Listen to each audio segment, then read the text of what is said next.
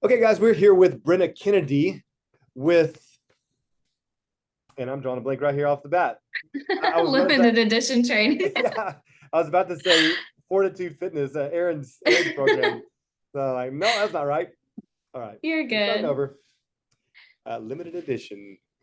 Okay, guys, we're here with Brenna Kennedy with limited edition training. Good morning, Brenna. Good morning. How are you? I'm excellent. Well, I love just the name of your program, limited edition. I mean, it speaks to the the nature of what you do, because I don't think that a lot of other programs do what you do in drilling down on what drives people, which I believe is fundamental to your overall hmm lasting success. It's if you don't focus on just losing weight, but adjusting the habits that contribute to your health, positive or negative, man, that's what really gives you success, huh? For sure, for sure. I think it's definitely a big pain point in the health and fitness industry is how we've kind of categorized everything and forced every professional to niche down, which I think there's so much benefit to that, right? There's nothing wrong with that, but I think there's definitely a need for somebody and not just somebody, but a group of professionals that can help people kind of incorporate all three, take a holistic approach, because that's really how we achieve body change and health is we can't just look at one thing. We have to look at it all. Yeah, absolutely. I mean, I think it would be hard while you do have a very niche focus hmm with the habit focus with your program, limited edition training. Uh, For sure. I find more and more programs, though, are, I think, taking a holistic approach, as it's very hmm clear. If you want lasting success, you've got to look at the multidimensional aspect of how we're made. And Yeah. the mental, the emotional, the relational, the spiritual, the physical, they all come into play. We're talking about improving your health. So hmm when you're working with people and you're talking about improving your habits, where do you start? So whenever I have somebody come in for coaching, so talking one-on-one, one of the first things that we do, of course, is the typical like, what are your goals? You know, what are your visions for 3, 5 years from now? Because we got to look long term if we want to be able to really use the present wisely. And so we'll do the typical, set goals together, talk about initiatives, talk about priorities, and then the first thing we do to kind of develop an action plan to step forward is we look at what needs you have, like what fundamental needs you have as a human being that aren't being routinely met. And we set out a plan to basically find a simple, practical way to step forward with the intention of filling the needs we have as human beings. And that's going to boost motivation, help with consistency, help keep you on track. And hopefully those steps are then also taking us towards the body and health goals that we have. And so whenever we look at the needs, the physiological needs, we're talking things like nutrition, we're looking at movement, we're looking at hydration, we're looking at stress management, sleep, and then the community support aspect. So those are kind of what we refer to as the 6 habit-based fundamentals of health at LET. We look at those 6 things, we find an area that seems simple and practical and needed for us to work on first, and then we start taking small incremental steps towards your health and body goals by focusing on filling those needs. It's simple. I Yeah, love it. exactly. We just coined a new word here. Yeah, there you go. All right, repeat those 6 elements again. Yeah, so nutrition, and then we have movement. So we lump strength training in with that. And then we have hydration, and we have stress management, sleep, and then the community or support aspect of health as well. So that Yeah, kind of ties in the mental, spiritual, emotional part. I love the community aspect. I want to circle back to Mm-hmm. that in a little bit. Um, when people want to start, do you find that typically the primary focus is physical? That Yeah. they want to maybe just lose weight? I mean, Mm-hmm. I would think that that's probably the most standard that people are saying, hey, I want to fit in this dress for the wedding or for my upcoming Mm-hmm. anniversary or the cruise or whatever it may be. And do you find that people may have maybe a more superficial approach to it, but once they get started, they realize how multidimensional and complex the process is? For sure. In fact, so my whole business model, my coaching philosophy, is centered on the science of human motivation. And essentially, everybody, when it comes to motivation, we're chasing feelings. And not only that, but like our brains are wired to help us survive and thrive. So like your brain is always focused on helping you chemically and physically survive, while mentally we're chasing feelings, and that's just the reality of human motivation. It's the reality of like why people struggle with consistency or why they don't, is we're all chasing feelings. And a lot of the time what prompts somebody to come on is the body change. Like, and I'm a big believer that there's nothing wrong with wanting to change your body or change your health, but we do have to look at the motives of why. And whenever we get into the actual actions of how to achieve body change, that's when things really kind of come to the surface of, okay, how do we go about the body change? But then as we do that, that shows what needs you have that aren't being met, that are actually ruining the consistency, which is going to self-sabotage your way to like achieving the body change. Right. And so it does kind of have a natural way of, yes, bringing the person to coaching, bringing the person to change, is that desire for body change. But then because we're chasing the feeling of like, I want to feel confident, I want to feel fit, I want to feel better. As we're chasing those feelings, we kind of recognize just kind of the holes in our change foundation is what we refer to those as. So like any habits that we have that aren't filling those needs, or any kind of superficial feelings that aren't enough to motivate us when things get really hard, those are kind of holes in our ability to see that change. And so there's a natural process of, yes, people typically come on wanting the physical results, wanting to feel different. There's nothing wrong with that. And then the process of actually achieving that change does have a natural way of bringing these things to the surface. And so that's why we come in with the approach of fill the needs, help you feel better in the moment by filling those needs. That's going to boost motivation, boost consistency, boost satisfaction, boost contentment. And then that's going to over time snowball and help us build the consistency that's needed to actually achieve the change. Does that make sense? It does. A lot Perfect of words. sense. No, what would be an example of a feeling or an action that doesn't satisfy, that is a negative in one's life? And then in contrast to that, what would be an example of something that you would replace that with? Okay. So I feel like this is one that a lot of people can relate to, and it's kind of it's a complex topic. So to try and simplify it a little bit, most people want to change their bodies to feel confident, right? And so whenever they come in and they want to change their body to feel confident, well, if they're chasing the feeling of being confident, but it's going to take them 6 months, a year, 2 years to achieve the body change that they're after, well, that's such delayed satisfaction of that feeling of being confident that in the day to day, whenever you're faced with the choice of, do I do the workout? Do I eat the food? Do I follow the plan or not? Because that feeling of being confident won't happen from those day to day results a lot of the time, depending upon the way you go about them.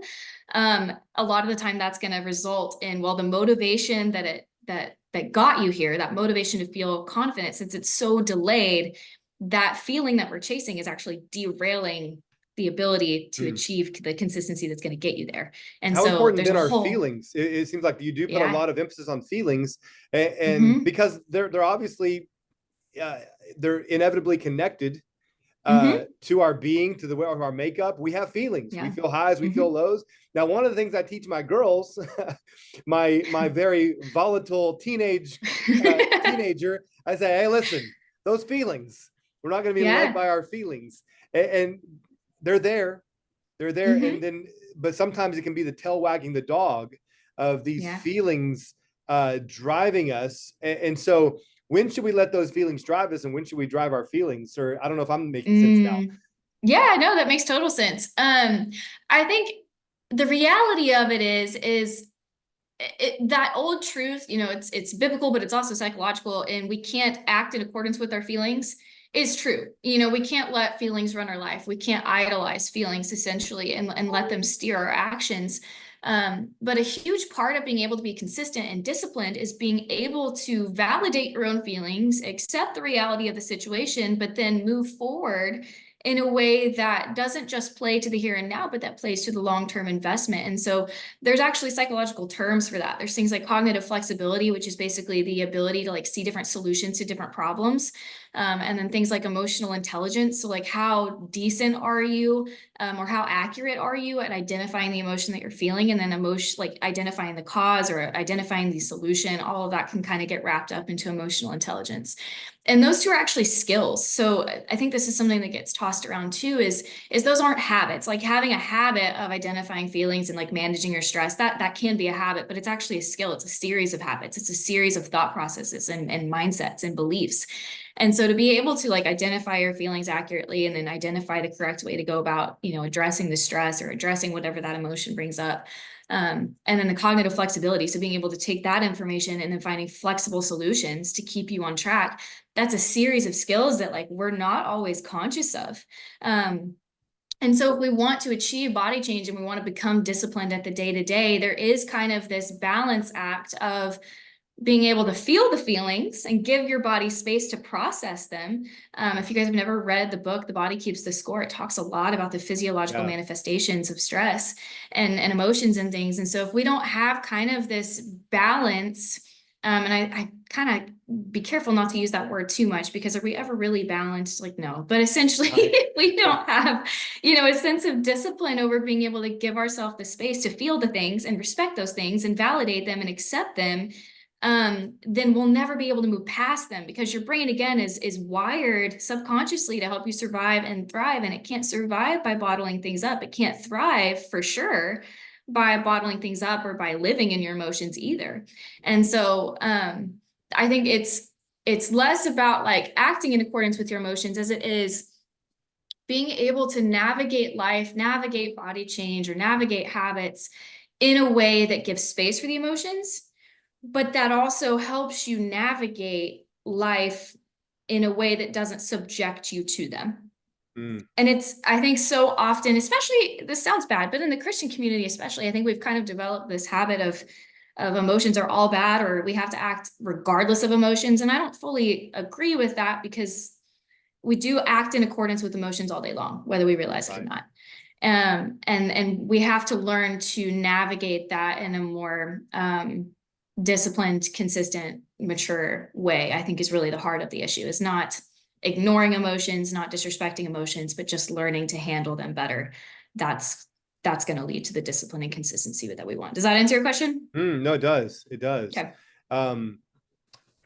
Talking about balance, I agree. What truly is balance? I don't think we ever really achieve balance. We just get better at balancing.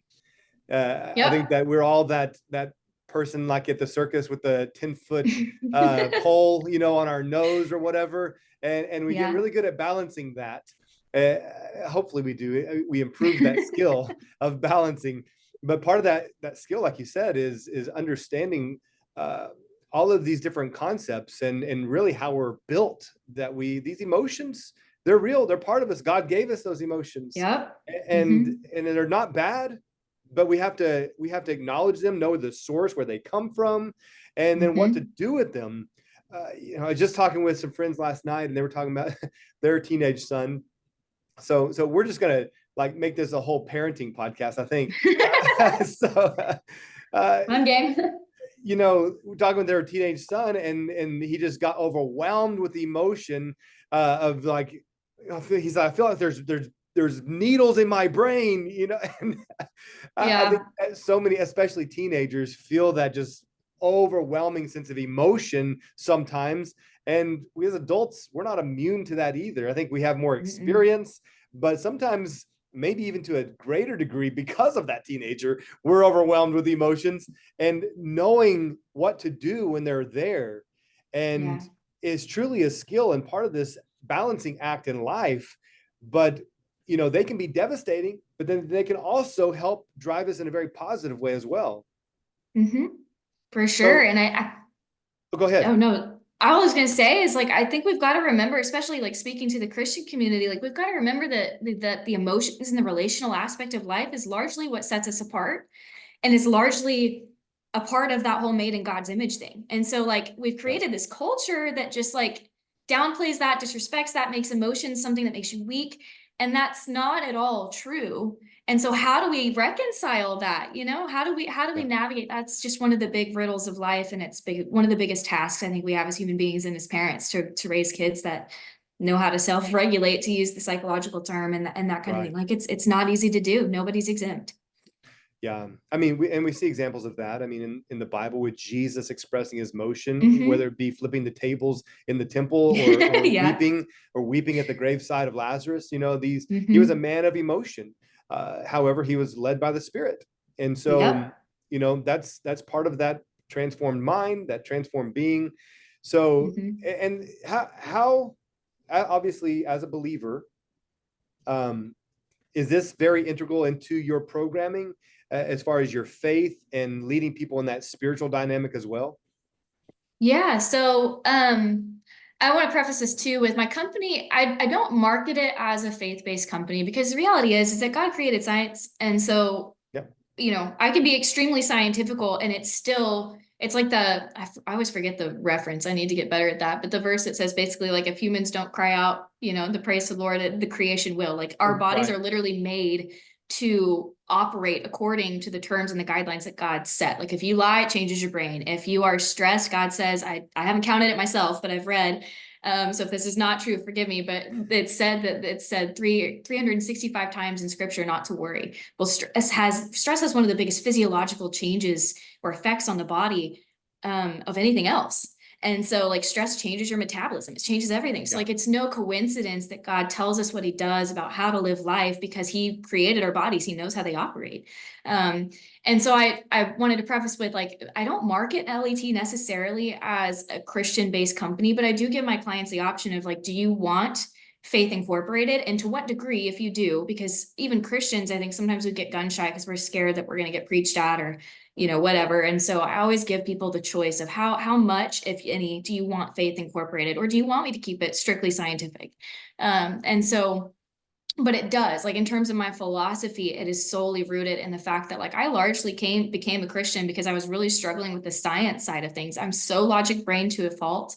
That whenever I was debating on whether or not to pursue salvation, like it was largely a battle in my head of like, how do I reconcile science and health, because I had a really traumatic health story. Like, how do I reconcile all of that to a good God and all this fun stuff? And so God really just used science to actually show me how he doesn't just tell us to live a certain way because he wanted to surround us with rules. He told us how to live because our bodies are going to operate that way, whether we obey or not. Right. And so and that's not to say too that like, your sin is the only reason that you're sick or that you're struggling with your weight. Like that's not at all what I'm saying. But it does all play together. Yeah. We gotta understand too that the Bible is sufficient for how to live your life, and there is a science component to that just because of the way that he made us. And so it is a huge part of my philosophy. Like it's because of science, it's because of my health story, it's because of just that incredible redemption story that the Lord walked me through that I have the philosophy that I have largely. So yes. Mm-hmm. Wow. So just as you're talking, I'm thinking about the client that comes to you that maybe has been immersed in church, in faith, Mm-hmm. and been taught, Yeah. you live by faith, ignore your emotions. And, but they come to this crisis in their life because, something's not working. We know Jesus is sufficient. The word of God is sufficient, but Yeah. I'm not healthy. I'm not healthy physically. I'm not healthy emotionally. And I feel like something's missing, and that shouldn't be because the Bible is sufficient and Jesus is sufficient. So what's wrong with Mm-hmm. me? Yep. What's the response to someone like that? I think a huge part of what we have to do in those cases, whenever somebody comes to me and they're verbally telling me this, right? Because sometimes a lot of time, this is not something that people verbalize, but it is essentially what's You're going kind of on underneath the sensing it, surface. right? Yeah. Or subconsciously, they don't realize that that's what's going on, that they're, that everything that has led them to those feelings in that situation is subconsciously driving behavior now. Um, and so we still start in the same place, but if that is verbally expressed to me, then we have some things to unpack. I mean, there's parts in scripture that, talk about if we want to be able to walk in obedience, we have to forgive. Like, have you forgiven yourself? Are you harboring anger and resentment towards the Lord for like the way your story has unraveled? And I have to be very careful too, because I'm not a therapist, right? So I have to preface things with like, I can't treat, prevent, or prescribe. There's some things that are out of my scope of practice. And so within my scope of practice, we have to try and deal with those things in a way that, again, helps them process through the emotions, right? And then find solutions to help them step forward. Maybe not fix everything overnight, because that never really happens. But we want to start taking steps. And there's a lot of things that we can do in coaching that can just help the person process, help the person identify the problem. And that's essentially where we start is, if they're verbalizing that stuff to me, they're starting coaching, we're still going to start looking at goals. We're still going to start looking at vision. We're still going to keep it very practical and present focused, and still look at those 6 fundamentals of health and figure out where the most practical place to start is. But that realization and that admittance is probably going to guide a lot of our conversation, because we do, again, we have to make space to process if we ever want to move forward. I always tell people, look back, so you can look forward with clarity and intention. And so we do have to kind of look back on the emotions. We have to learn to take a mental and emotional step back from what we're feeling and be able to think critically about it. And so everything that we do in coaching will be focused on helping the person find little things that they can do today to move forward, but also making sure that we're moving forward with intention and not just kind of brushing those types of things under the rug. But I definitely have to be careful to stay in my scope of practice, because things can easily get kind of fairly deep. There's a lot of things people carry into coaching that they don't realize that they're carrying. And so we want to make sure that the person has every ounce of support that they need to move forward. Absolutely. So in the day we're living in, I covered this story just the other day on my radio show, doom scrolling, this obsession with the negative. And, there's that dopamine hit whenever we're seeing things that excite us in a variety of ways, how it may excite us. And there can become this addiction to the doom and the negative. And people become obsessive about the news. And then ironically, because they start feeling so bad, they end up consuming more news, thinking that more news might be the solution. And so it becomes this cycle of doom scrolling usually on your mobile device, on your smartphone. And it's so readily available. It's there with all these short reels, all the dynamic, everybody's an expert now on these reels. I'm still trying to get caught up to it. But just thinking about the negative impact of this doom scrolling, which increases the stress. We talked about stress. I'm just curious, as we're talking, do you ever see this as maybe a primary component in helping someone overcome fear and stress, is put down your phone sometimes? Yeah, for sure. The phone component is a bigger component to change and consistency and emotions and all the things than I think people realize. And it's what I think it's come down to, or at least what I've noticed, is there's the brain is so powerful. Okay. So like, we can scroll through social media, consume all of this content, and it subconsciously convinces our brains that we are dealing with the problem. And so then people, for instance, like we meet about bi-weekly for most people for nutrition and habit coaching. So like, this is when we talk about all this stuff, is those bi-weekly meetings. And like, let's say that I send someone home, we agree on the homework or whatever, and their homework is going to be something like working on meal planning, and then just kind of executing the meal plan at home, right? And then they'll come to me and we'll be talking about how it went. And they'll say things like, well, I think I did it like 40% of the time. I just got so stressed, but I feel like I've got a better system. I found all these recipes on TikTok, or I followed this one person on Instagram and they've got a lot. So I feel like I'm more equipped for the next week. And then we go back and we try to revisit the homework and we try to take it another step. And then the kind of the same report comes back. And that kind of stuff happens a lot. It's almost like we're consuming so much content that's making us think about it a lot. And then it's almost like subconsciously we're training our brains to think that we're actually dealing with the problem or doing the thing or being disciplined. Right. And we're not. We're just exposing ourselves to the topic a lot. And so then it kind of convinces our brain we're doing more than we actually are. Yeah. And I see that a lot. Did you get your workout in? No, but Yeah. I've watched a lot of people running on the treadmill. Yeah. I watched a lot of blooper reels from people in the gym. Yeah. Or, they'll say that they did their workout, but there's no judgment, by the way. We've all done this. You'll be doing your workout and you have like these specific things you're supposed to do, but then you'll come to coaching and you'll say, well, I just really didn't feel like working out. Like motivation was really low. And it's like, okay, well, how did you go about your workout? Well, I just really wasn't feeling it. I was on my phone, like, looking at the program, and I was listening to my podcast or whatever. And it's like, okay, so you were distracted. And so how disciplined were we in the brain of like redirecting the unproductive thoughts to actually do the thing? It's like, well, that's the kind of stuff we've got to be really mindful of.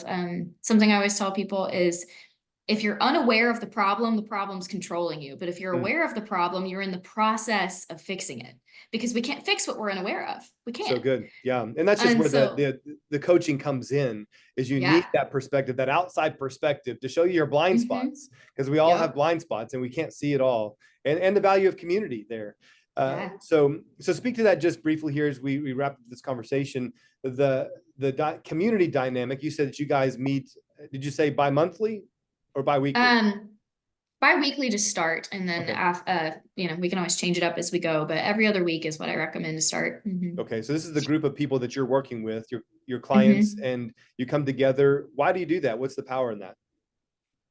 So, talking in a one-on-one context, that community aspect, that accountability aspect of meeting one-on-one is you get so much intentional time just bringing awareness. And again, if you're aware, then you're in the process of fixing. And so if we're unaware, you're being controlled. So it's like just having that routine time every 2 weeks that somebody knows, like, okay, I'm going to have to go talk to Brenna about this.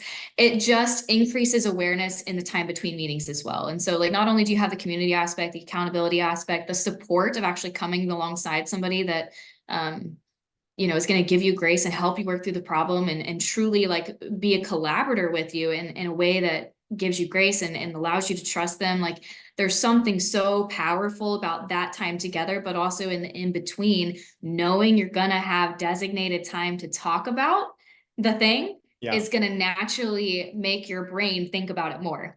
And anytime you're like building a habit or pursuing change, I always say there's typically 3 stages to it. The first step is reminding your brain. So, like, the first phase of any kind of change is getting your brain to just kind of get out of autopilot and start thinking about new things. And so, there's something so powerful in that starting process of that get out of autopilot phase of the change process, and having a coach is just so critical because it boosts that accountability. It's going to naturally make you think about it more in the time between meetings, and then you've got routine time to navigate these things and talk about it with somebody else. And then in group coaching settings, there's something so powerful too about just hearing that you're not alone. It's one thing to meet with a coach who's kind of marketed to you as this expert, and coaches are not exempt, like everything that everybody else goes through, like we go through too. Exactly. And so there's something too about the complex of not just hearing it from the person that you view as the expert, but talking to people and hearing other peers talk about how they're struggling with stuff too. Because the easiest way to get tripped up is to believe that you're alone. And so just to hear that you're not alone, that people go through similar things, that the problems that you're facing is not because you're screwed up, but it's just a part of life. Like, there's something so encouraging, motivating, and just powerful overall about just that aspect. That's wonderful. Yeah. Limited edition training, helping people to achieve total health, adjusting your habits, identifying Yeah, those emotions, getting connected with a coach, a community. So powerful. Brenna, I appreciate your time here today. Um, we'll have to do this again because there's so much more to explore. But for I just want to sure. leave people with an opportunity to get in touch with you. If they're listening to this saying, you know what, this is what I need, how can people get in touch with you? Absolutely. My website is the place to go. So just limitededitiontraining.com. You can also find me on social media, pretty much every platform at LET_Coach B. And then, of course, my program offered through True Cross Training with You will be the Core 3 program, where I basically help people break down 3 of the most crucial habits for all health and body change. So that's a great opportunity as well. Absolutely. No, I'm excited about that partnership to come together and with Yeah. this app platform to host your program and offer that to so many more people. So you guys go check it out, limitededitiontraining.com, right? Yes, Okay, sir. .com. Go check it out. Brenna, I appreciate your time today. Thank you. Always fun. All right. Thank you. That's good. Such, Thank I mean, you. rich stuff. Really good. It's, So yeah, I enjoy it. We need to have more of these conversations. well, as I said the other day, I'm always down. I'll talk about this stuff all day long. So I I know. appreciate you having me on. Okay. No, that's good. Um, I think that I'm going to try to connect with Erin later today and knock out hers. And, you There you know, go. and if you know of any other good trainers or coaches or counselors or whatever Mhm. that would be good for the podcast, you know, just send it my way. We'll get it on there. For sure. Which I know you mentioned too that you wanted to find some guys. I have a good friend, Trevor. Him and his wife are opening a gym in Tulsa. Good solid guy. I've been trying to like drop your Okay. name to him. So are you open to Yeah. more guys getting involved? Okay. Oh, for sure. I'm No, supposed to. I would love Okay. to, kind of have an even distribution of male and female trainers and, you Yeah, know, for sure. for equity and diversity. No, I'm just playing. I mean, no, yeah, I'll let him know then. He's a really good guy. but I'm supposed to meet with him and his wife over a couple of things as they start the gym here coming pretty soon. So I Okay. wanted to drop that by you and see if that was Yeah. something you were open to. No, So, that's okay, good. sweet. Yeah. I I'll know let him know. a few good trainers over in Tulsa as well, if they ever want to get connected with some other good trainers. For sure. Okay, Yeah. I'll let him know.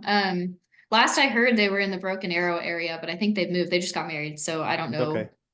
what they're in the middle of shifting Yeah. around. So I'll definitely let them know that you've got some contacts if they need some Okay. help. But okay. Awesome. All right, Well, Brendan. thank you Hey, guys so much. you have a Merry Christmas. You too. All right. See you. Bye.